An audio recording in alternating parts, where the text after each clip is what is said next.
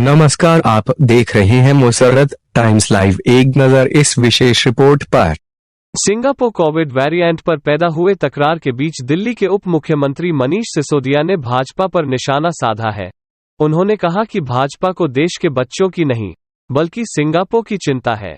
बुधवार को press conference करते हुए सिसोदिया ने कहा कि आज भाजपा ने बहुत घटिया राजनीति शुरू की है और क्या कहा सुने।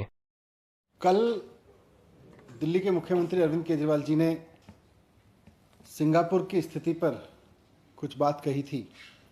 उन्होंने कहा था कि सिंगापुर में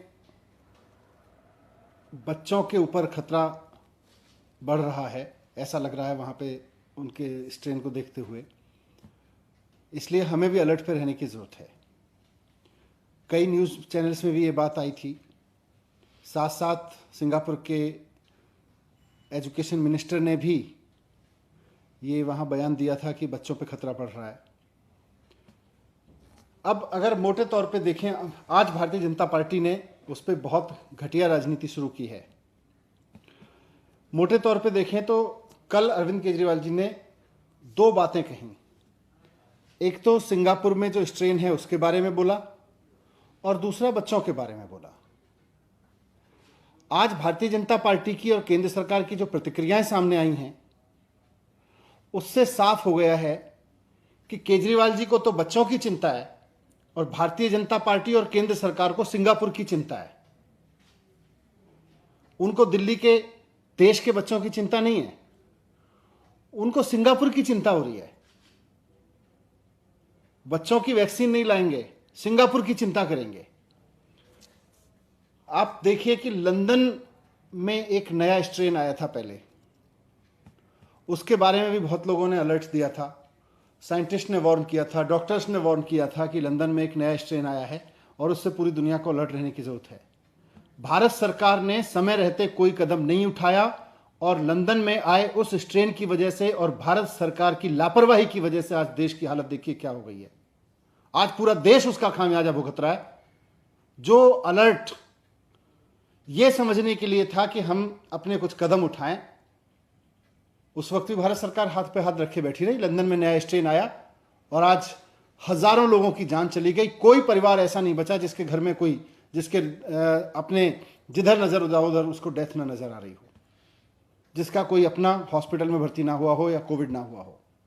आज पूरे देश की यह हालत हो गई है। क्यों? क्योंकि लंदन में आए स्ट्रेन के बाद भारत सरकार ना तो अलर्ट हुई, ना उसने कोई ऐसे कदम उठाए जो उसको उठाने चाहिए थे, और आज पूरा देश उसका खामियाजा भुगत रहा है। आज फिर सारी दुनिया में देश के डॉक्टर्स वार्निंग दे रहे हैं, साइंटिस्ट वार्निंग दे रहे हैं कि बच्चों पे खतरा है। यहां तक कि सुप्रीम कोर्ट को भी कहना पड़ रहा है कि बच्चों पे खतरा हो सकता है, अगली वेव में जो अगला स्ट्रेन आएगा उसमें बच्चों को खतरा हो सकता है। ऐसी चारों तरफ से खबरें आ रही हैं, लेकिन हम आज बात को समझ ही नहीं रहे। हम ये समझ ही नहीं रहे कि हमें अलर्ट रहना है। मुद्दा सिंगापुर नहीं है, मुद्दा हमारे बच्चे हैं। आप सिंगापुर को मुद्दा बनाना चाहते हैं, हम बच्चों की चिंता कर रहे हैं। आप सिंगापुर पर राजनीति करना चाहते हैं, हम चाहते हैं हाथ जोड़ के हमारे बच्चों को बचाइए।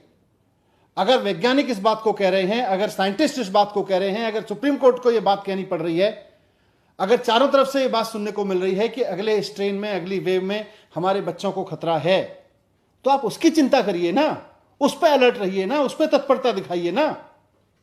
आप जिस तरह की तत्परता इस पे दिखा रहे हैं सिंगापुर की चिंता करने पे,